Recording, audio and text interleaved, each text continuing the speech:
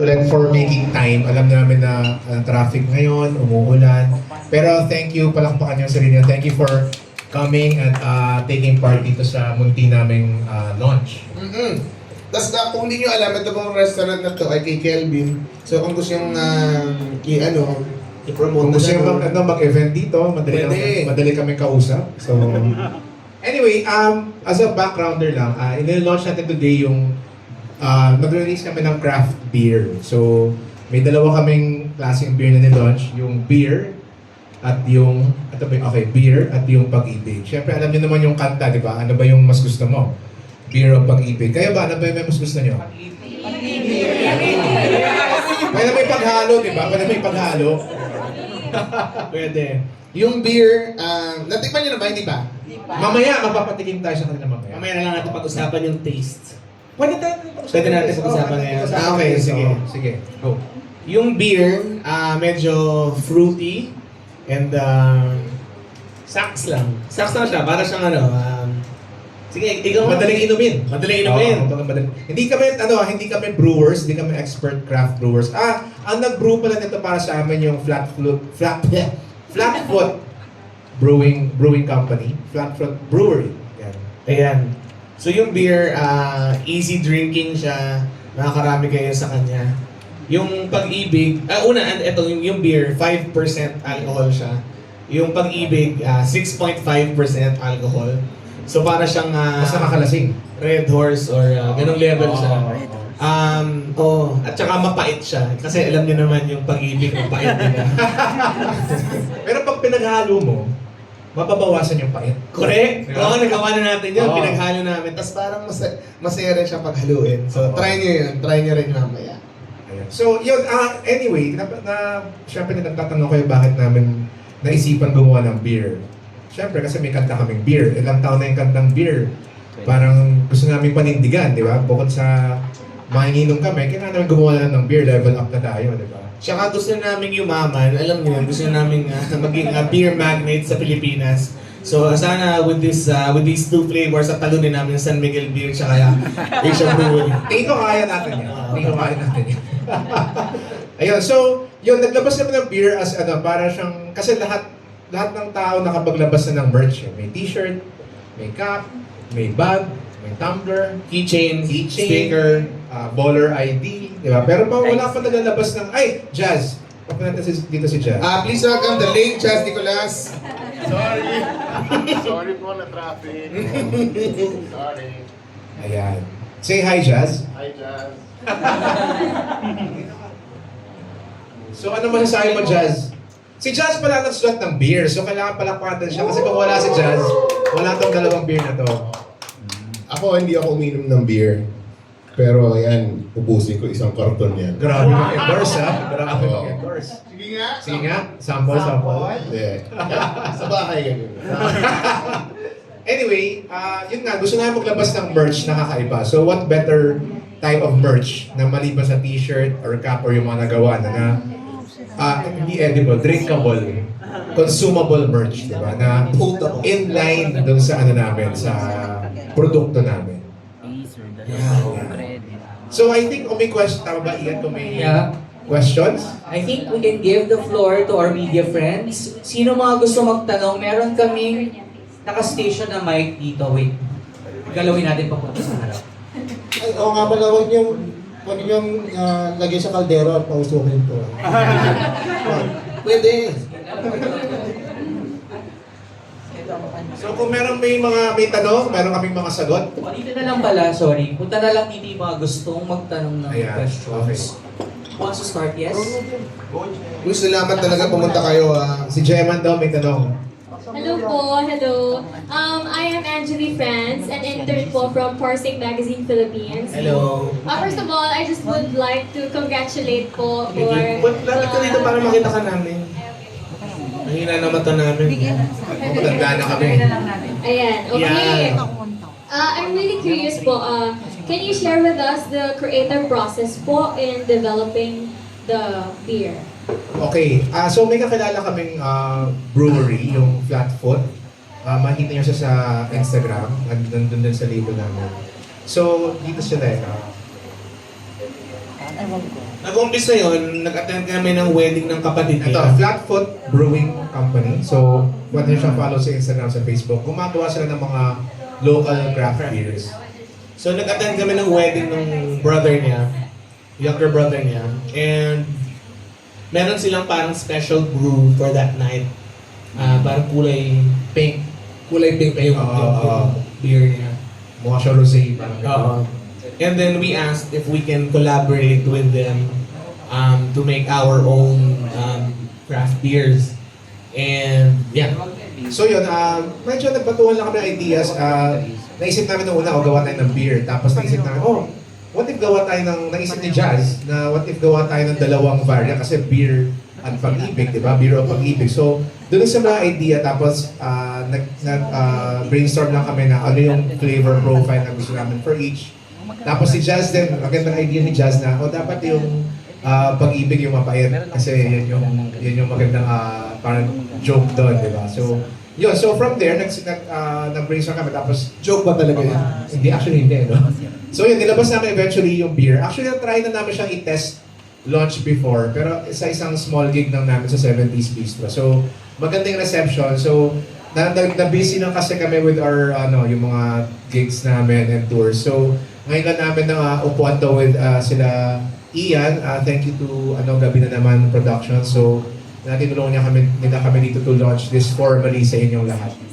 So, yun. Yung question mo is about the creative process, yung Yes. parang lasa nito. Yes, sir. May mga, nakaupo kami doon sa isang table. Tapos may mga nakapila ng mga 100 tao na may hawak ng isang flavor. Itikman namin gano'n, tapos kami, pangit. Next. Pangit. Next. Pangit. Gano'n, mga 100 times hanggang sa, uy! Eto na. Yun yun. Mismo. Pangit. Uy, pwede. Pangit. Thank you so much. Oo, yun. Sino yung nag-design ng Yung nag-design nito si Aidon Panlaki, isang friend namin na artist, na malupit na artist. And actually, meron siyang exhibit bukas sa MCS. So, siya nag-design nitong mga to. Ito, may kita niyo yung Cupido. Sinasapak niya yung tao. So, nanalo yung pag-ibig dito. Ito, beer. Yung guy na may hawak na beer, sinipa naman niya yung Cupido. So, yan. So para siyang yung mga lumang design ng mga beer labels. Yan. Sabi sa akin ni Ogie kasi kahapon sa parang pang taping yung beer. Parang pang Parang pelikula. peking produkto. Oo, parang peking produkto. Kasi syempre, kasi naka-sticker lang yan, pero pag big time na kami na brewers, naka-print na yan, parang San Miguel. Tumatawa kayo ng araw, pero naku, iwato kami. Lahat ng tumatawa ngayong June 21, 4:03 p.m. Tandaan nyo. Bibilhin namin yung San Miguel.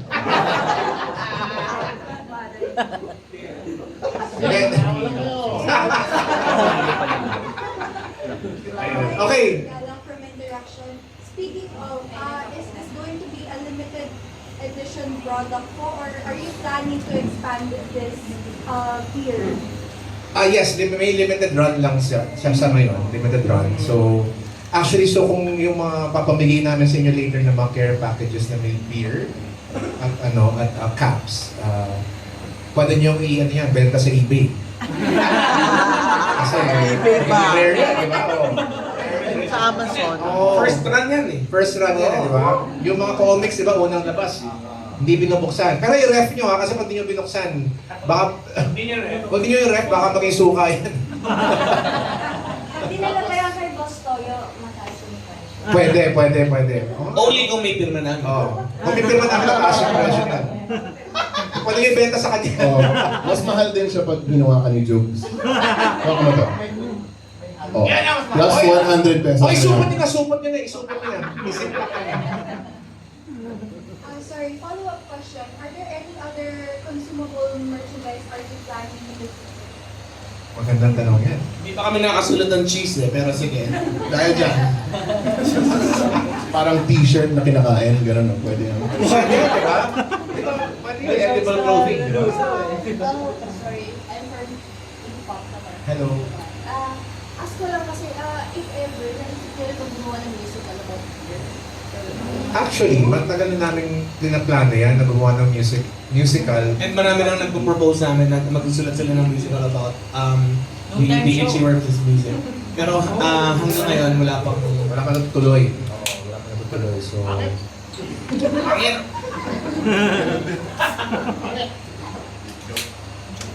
Any other questions? Yes. Hi, I'm Hannah from Inquire.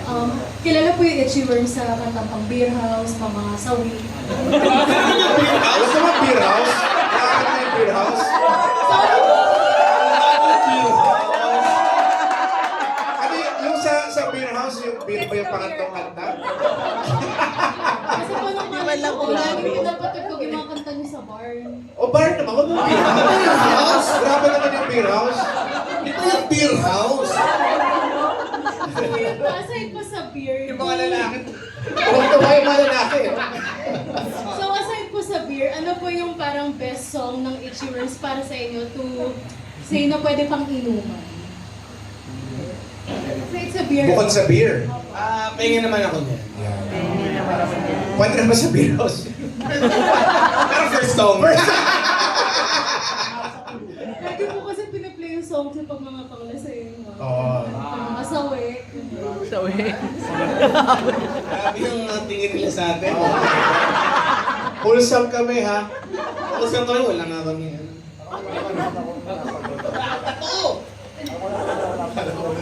Thank you po.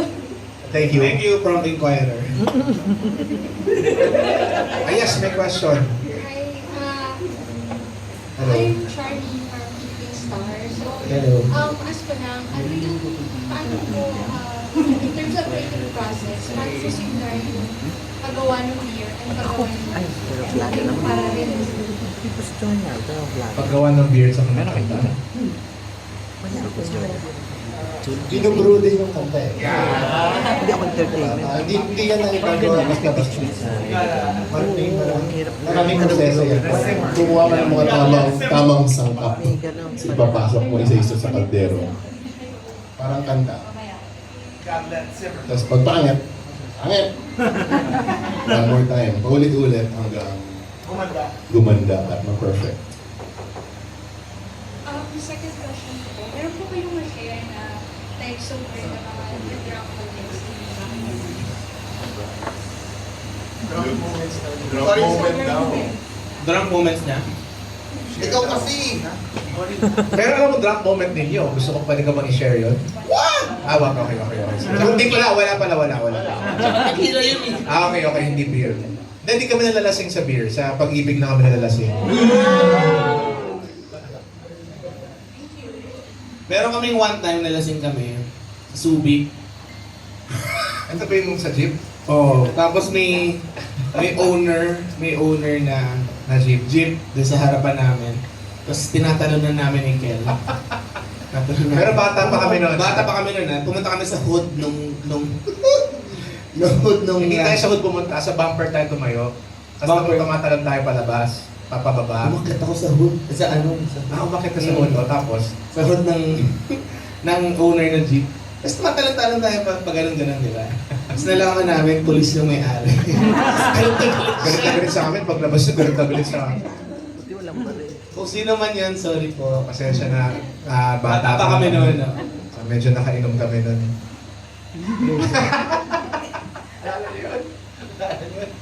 Okay. Hello po. Hi, Jeman. Hello po. Gano'n pa-limited yung beer? Like, saan siya magiging available? Magkakaroon ba ng other variant? Okay. Good question. Ano siya, limited run na siya. Gumawa lang kami ng Sa bahay. Teka, binibilang kami. Gumawa kami na 500 cans per variant.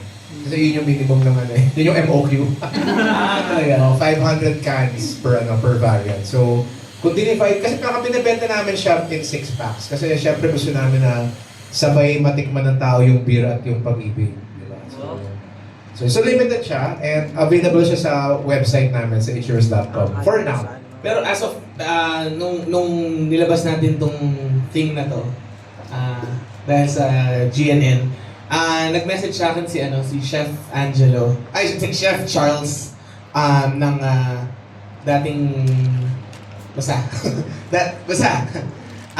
So si Chef Charles, gagawa siya ng new tasting restaurant at degustation restaurant.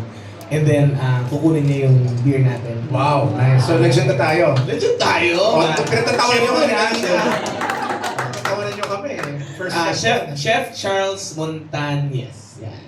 May plano ba na yung jingle pang beer commercial talaga? Actually, yung beer na song, nagtataka nga kami hanggang ngayon, ba't di pa rin kinukuha ng San Miguel. Kaya gumawa kami sa sarili namin beer. Di ba? Tapos tatalunin natin sila. Oo, di ba? Last, magkakaroon din ba kayo ng calendar? Calendar. Hindi, calendar Actually, boys. Actually, Meron ba? Ikaw nga nagsabi baliktad din, di ba? Hindi, calendar girls sabi niya. Okay. Akala ko calendar. Hindi ba bebenta pag kami na sa calendar? Oo. Pero magkakaroon kami ng calendar Oo. na... For next year. Oh, for next year. Oo. Basta. Abangan niyo yan. Ilo-launch na natin yung kalendaryo na yan. May ano po ba kayo? Under distribution? Ng beer? Wala eh. Meron ba? Unreleased na recording. Parang, parang previous Demo. Parang 10 minutes version po sila. Pero meron kaming disco version na hindi pa naka-record. Ginagawa lang namin pag walang tao kasi sobrang pangit. Pero baka kapag-isipan namin na ilabas yan. Huwag na, huwag na. Huwag na. Yung story behind the song, anong story din siya? Paano masinulat? When we were young and full of hope. Hindi. Kasi, dati, yung first album namin, puro English mga songs namin. Kasi, ha? Siguro mga may dalawa kaming Tagalog. Tapos, sabi sa akin ng dad ko, alam mo, ang lalalim ng mga kanta nyo. Dapat, kasi sa labas ng bahay namin, may nag-gitara, tsaka nagja-jam. Yung sa kanto lang, mga laseng. Sabi niya, kita niyo yung ngayon, pag ayan, hindi nila kaya kantahin yung kanta nyo, hindi sikat yan. So naisip ko, sige, gumawa ko ng kanta ko sa ilungan. Pero, dahil hindi ako uminom ng beer sa totoong buhay, mas to ko sa pag-ibig yung song talaga. So parang, yan. Genre-wise, di ba, kundiman siya eh. Kundiman yung song na ginawa mo rock. Yung plano namin nun is gumawa ng kundiman na gagawin ng banda. Sinilumbas yung tunog ng beer. Na-anticipate ba na Pero, tinutugtog na namin siya noon, even before we released the song. And, nakita namin na maganda yung reception sa kanya. So, we were very hopeful. But syempre, hindi naman namin in-expect. pero we were hoping. Parang, hino-hope namin na sisikat. At matatalo niya yung San Miguel Beer. LJ from Manila Color Junkies. Ano yung inspirasyon nyo dun sa artwork design ng Beer of Pag-ibig? At saka paano kayo nag-decide on that artwork? Tsaka sino yung pinaka-nag-design nito? And paano na siya napag-agreean? Yung design, yung inspiration namin doon yung mga lumang, mga old school na beer designs. So tapos kinontact namin yung friend namin na graphic artist, si Aidon Panlaki, na may exhibit bukas. Pa-plug na rin namin. So yun, tapos nabatuan na kami ideas, tapos he came up with this design na yun, nakita namin. Maganda. Next ko is for each member, kung ikaw ay isang beer, anong flavor ito at bakit? Ako IPA kasi yun yung favorite. Ako pale ale kasi maputla ako. Ako siguro butter beer. Kasi matamis ako. Ako, strawberry kasi bright. Pakita ko lang yung mga designs dun sa group chat namin. So, ito yung, yan. Ayan yung beer ng kapatid niya. Doon sa wedding ng kapatid niya. And then may mga, ayan mga study ni Aidon dati. Ayan. Tignan natin. Kita niyo ba ito? Ayan. Yan. Beer. Yan. So may marami kami mga Ayan, ganda rin ito ha. Ganda rin ito. So, ayan yung mga sinasabi ni Kel na inspiration. Yung modelo. We just who came and went, mga sumikat ng sobrang sikat, tapos ngayon wala na. Diba? And kami, as this has always been my belief, na yung Itchy Worms, sa totoo lang, never kami naging number one na band. Never. Ang dami laging mas number one kaya sa amin. Pero, ikaw yung number one sa akin. thank you. Pero, ang difference sa amin is, nandun lang kami lagi. Within the realm of yung memory ng tao, consciousness ng tao. So, nandun lang kami, hindi man kami sobrang sikat, nandun lang kami, and we build relationships with the people that get us, that listen to us. Kaya feeling ko, nandito pa rin kami ngayon. About yung sinabi niya about relationships, sinabi ko kay Ogie Alcacid. Si Ogie Alcacid, daming airtime ni Ogie Alcacid dito. Bayaran niya tayo. Oo. Sabi ko, what's the secret of longevity? Ay, maganda yan, maganda. Diba? Oo. Sabi niya, parang maraming magaling pero konti lang yung mabait. So, Mabait tayo. mabait siya. Ewan ko tayo. Mabait siya. Mabait ako sa kanila kaya tuloy sinama nila ako. Sige, kasama ka na. Pero tama, diba sabi ni Kuya Ogie sa'yo, diba sabi niya, hindi naman siya pinakamagaling. Hindi siya pinakapogi. Hindi siya pinakamatangkad, Oo. for sure. Pero, siya yung nandyan pa rin. Kasi mabait siya. Totoo, mabait talaga siya. Kaya nakakanta niya yung nandito ako. Diba? Nandyan pa rin siya eh.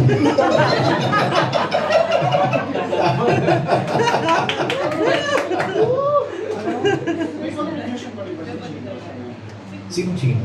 Ay, joke lang. Meron si Sheena is kasama pa rin siya sa group chat namin. Di na naman siya yung tinanggal ng alis niya. And kung curious kayo, yes, may sweldo pa rin siya. And kasi yun yung tanong mo eh. Tsaka yung kunwari, may recording kami, we send him the tracks and then he plays guitar on it and he sends it back. So yes, he's still part of that. Very much part of the band. Yung latest, yung sa compilation ni Junji, siya din nag-guitar doon, so abangan niyo yun. So yung tracks niya galing Canada, so pakinggan niyo, Tunog Canada. Yung gitara lang. Tsaka kasama siya sa Canada sa November. Sa tour namin kasama siya. Tsaka kasama rin siya ng US tour namin last year. No? Kasama namin siya doon. So, part pa rin siya ng band, pero lang siya, kumbaga parang pang-international lang siya. Pang North America. Pang North America. Tawag namin LDR, Long Distance Recording. Follow-up lang po, ano pong meron sa pag-ibig na nakakalasing? Hugot naman to.